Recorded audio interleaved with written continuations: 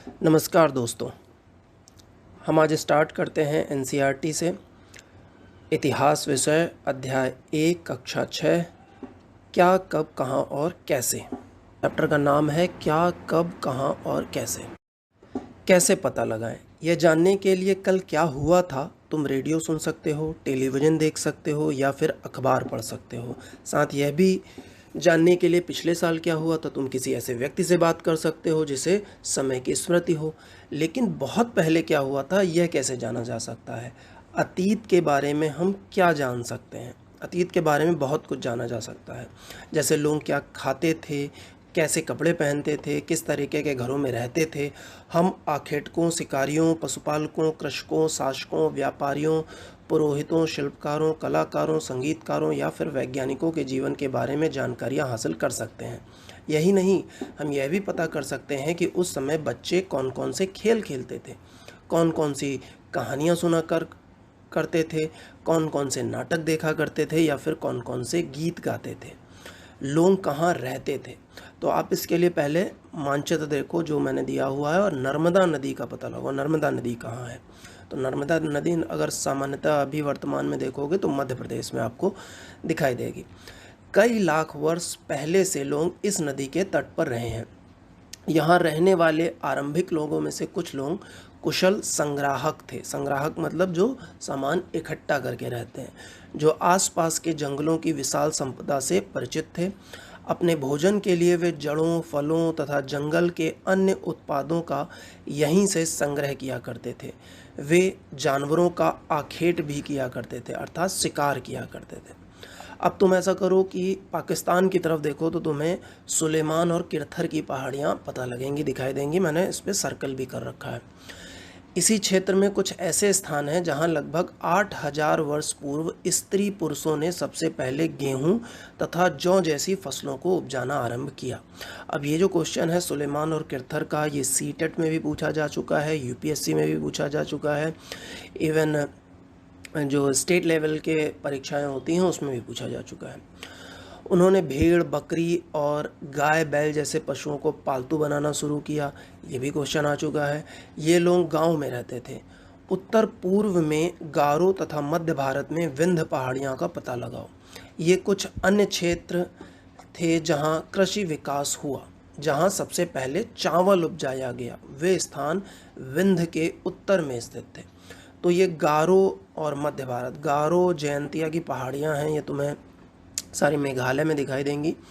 और विंध्य का जो क्षेत्र है, विंध्य की पहाड़ियाँ जो हैं वो मध्य प्रदेश में पड़ती हैं, ये तुम्हें मैप में दिखाई देगा सामान्य रूप से। सिंधु तथा इसकी सहायक नदियाँ देखो, क्योंकि अभी इससे आगे और चीज़ें हमें डिटेल में पता चलेंगी। सहायक नदियाँ उन्हें कहते हैं जो एक बड़ी नदी में मिल जाती हैं। लगभग 4700 वर्ष पूर्व इन्हीं नदियों के किनारे कुछ आरंभिक नगर फले फूले। गंगा व इनकी सहायक नदियों के किनारे तथा समुद्री तटवर्ती इलाकों में नगरों का विकास लगभग 2500 वर्ष पूर्व हुआ।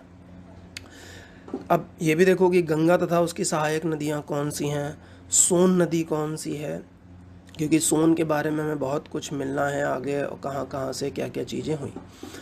गंगा के दक्षिण में इन नदियों के आसपास का क्षेत्र प्राचीन काल में मगध नाम से जाना जाता था।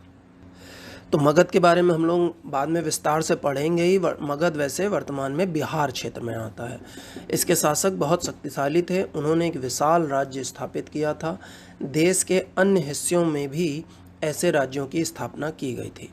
लोगों ने सदैव उपमहाद्वीप के एक हिस्से से दूसरे हिस्से तक यात्रा करी। कभी कभी हिमालय जैसे ऊंचे पर्वतों, पहाड़ियों, रेगिस्तान, नदियों तथा समुद्रों के कारण यात्रा जोखिम भरी होती थी, फिर भी ये यात्रा उनके लिए असंभव नहीं थी।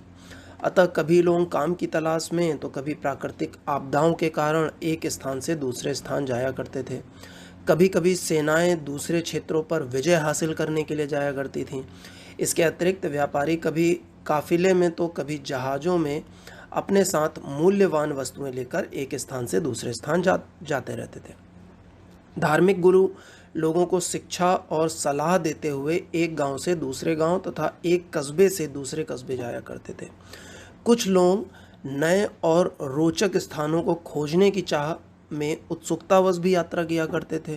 तुमने इतिहास में बहुत सुना होगा कोलंबस का नाम, जो जिसने स्पेन से लेकर अमेरिका तक गया और नई दुनिया की खोज करी।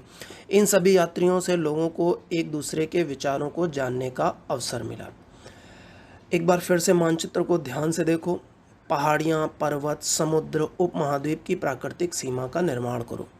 हालांकि लोगों के लिए इन सीमाओं को पार करना आसान नहीं था। जिन्होंने ऐसा चाहा वे ऐसा कर सके, वे पर्वतों की ऊंचाइयों को छू सके और गहरे समुद्रों को पार कर सके। उपमहाद्वीप के बाहर से भी कुछ लोग यहाँ आए और यहीं बस गए। लोगों के इस आवागमन ने हमारी सांस्कृतिक परंपराओं को समृद्ध किया। कई सौ वर्षों से लोग पत्थर को तराशने, संगीत रचने, यहाँ तक कि भोजन बनाने के नए तरीकों के बारे में एक दूसरे के विचारों को अपनाते रहे हैं। अपने देश के लिए हम प्रायः इंडिया तथा भारत जैसे नामों का प्रयोग करते हैं। इंडिया शब्द इंडस से निकला है, जिसे संस्कृत में सिंधु कहा जाता है। अपने एटलस में ईरान और यूनान का पता लगाओ। ईरान और यूनान कहाँ हैं? लगभग 2500 वर्ष पूर्व उत्तर पश्चिम की ओर से आने वाले ईरानियों और यूनानियों ने सिंधु को हिंदोस अथवा इंदोस और इस नदी के पूर्व में स्थित भूमि प्रदेश को इंडिया कहा। ये क्वेश्चन पूछा गया है बहुत सारी परीक्षाओं में। भारत नाम का प्रयोग उत्तर पश्चिम में रहने वाले लोगों के एक समूह के लिए किया जाता था। उस समूह का उल्लेख संस्कृत की आरंभिक कृति ऋग्वेद में भी मिलता है। बाद में इसका प्रयोग देश के लिए होने लगा।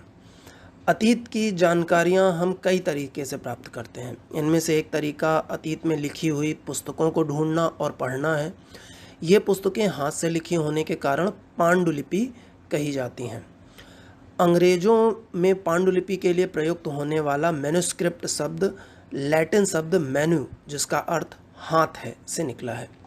ये पांडुलिपियाँ प्रायः ताड़पत्रों तथा हिमालय क्षेत्र में उगने वाले भुर्ज नामक पेड़ की छाल से विशेष तरीके से तैयार भोजपत्र पर लिखी मिलती थी।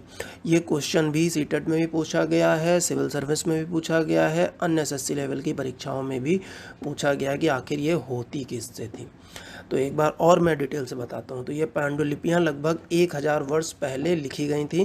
किताब बनाने के लिए ताड़ के पत्तों को काटकर उनके अलग अलग हिस्सों को एक साथ बांध दिया जाता था।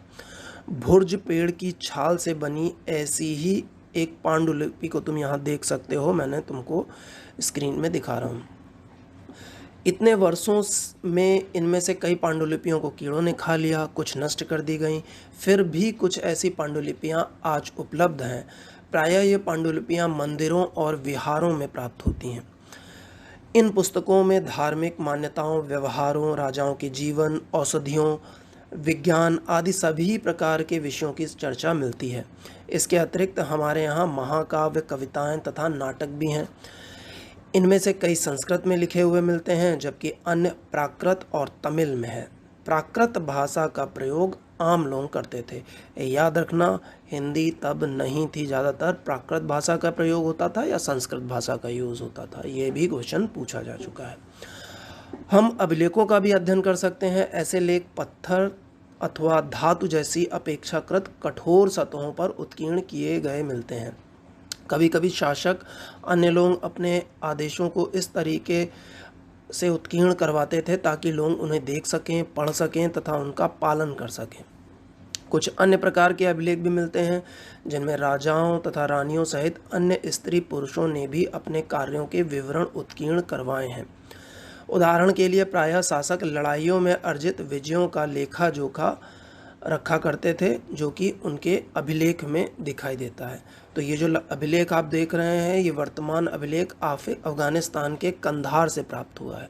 लगभग 2250 वर्ष पुराना है। यह अभिलेख अशोक का है, जिसमें अशोक ने अपना आदेश उत्कीर्ण कराया है, जिसके अशोक के बारे में हम लोग आगे डिटेल से पढ़ेंगे। इसके अतिरिक्त अन्य कई वस्तुएं अतीत में बनी और प्रयोग में लाई जाती हैं। ऐसी वस्तुओं का अध्ययन करने वाला व्यक्ति पुरातत्वविद कहलाता है। पुरातत्वविद के बारे में भी पूछा जा चुका है कि पुरातत्वविद कौन होता है। तो ऐसी जो अभिलेख हैं या पांडुलिपियां हैं, इन सबको एकत्र पढ़ने वाला और उनको इकट्ठा करने वाला व्यक्ति को पुरातत्वविद कहते हैं। पुरातत्वविद पत्थर, ईंट से बनी इमारतों के अवशेषों, चित्रों, मूर्तियों, पांडुलिपियों आदि का अध्ययन करता है। वे औजारों, हथियारों, बर्तनों, आभूषणों तथा सिक्कों की प्राप्ति के लिए छानबीन तथा खुदाई भी करता है। इनमें से कुछ वस्तुएं पत्थर, पकी मिट्टी तथा कुछ धातु की बनी हो सकती हैं। ऐसे तत्व कठोर तथा जल्दी नष्ट न होने वाले होते हैं। पुरातत्वविद जानवरों, चिड़ियों तथा मछलियों की हड्डियां भी ढूंढते हैं। इससे उन्हें यह जानने में मदद मिलती है कि अतीत में लोग क्या खाते थे। वनस्पतियों के अवशेष बहुत मुश्किल से बच पाते हैं। यदि अन्न के दाने अथवा लकड़ी के टुकड़े जल जाते हैं तो वे जले हुए रूप में बचे रहते हैं। पांडुलिपियों, अभिलेखों तथा पुरातत्व से ज्ञात जानकारियों के लिए इतिहासकार प्रायः स्रोत शब्द का प्रयोग करते हैं। इतिहासकार उन्हें कहते हैं जो अतीत का अध्ययन करते हैं। स्रोत के प्राप्त होते ही अतीत के बारे में पढ़ना बहुत रोचक हो जाता है, क्योंकि इन स्रोतों की सहायता से हम धीरे धीरे अतीत का पुनर्निर्माण करते जाते हैं। अतः इतिहासकार तथा पुरातत्वविद उन जासूसों की तरह है जो इन सभी स्रोतों का प्रयोग सुराग के रूप में कर अतीत को जानने का प्रयास करते हैं। क्या तुमने इस पुस्तक के शीर्षक हमारे अतीत पर ध्यान दिया? ये क्लास 6 की इतिहास की पुस्तक का नाम है हमारे अतीत। यहाँ अतीत शब्द का प्रयोग बहुवचन के रूप में किया गया है। ऐसा इस तथ्य की ओर ध्यान दिलाने के लिए किया गया है। अलग अलग समूह के लोगों के लिए इस अतीत के अलग अलग मायने हैं। उदाहरण के लिए पशुपालकों अथवा कृषकों का जीवन राजाओं तथा रानियों के जीवन से तथा व्यापारियों का जीवन शिल्पकारों के जीवन से बहुत भिन्न था। जैसा कि हम आज भी देखते हैं, उस समय भी देश के अलग अलग हिस्सों में लोग अलग अलग व्यवहारों और रीति रिवाजों का पालन करते थे। उदाहरण के लिए आज अंडमान द्वीप के अधिकांश लोग अपना भोजन मछलियां पकड़कर, शिकार करके या फल फूल के संग्रह द्वारा प्राप्त करते हैं। इसके विपरीत शहरों में रहने वाले लोग खाद्य आपूर्ति के लिए अन्य व्यक्तियों पर निर्भर करते हैं। इस तरीके के भेद अतीत में भी विद्यमान थे। इसके अतिरिक्त एक अन्य तरह का भेद है, उस समय शासक अपनी विजयों का लेखा जोखा रखते थे। यही कारण है कि हम उन शासकों तथा उनके द्वारा लड़ी जाने वाली लड़ाइयों के बारे में काफ़ी कुछ जानते हैं, जबकि शिकारी, मछुआरों, संग्राहक, कृषक अथवा पशुपालक जैसे आम आदमी प्रायः अपने कार्यों का लेखा जोखा नहीं रखते थे।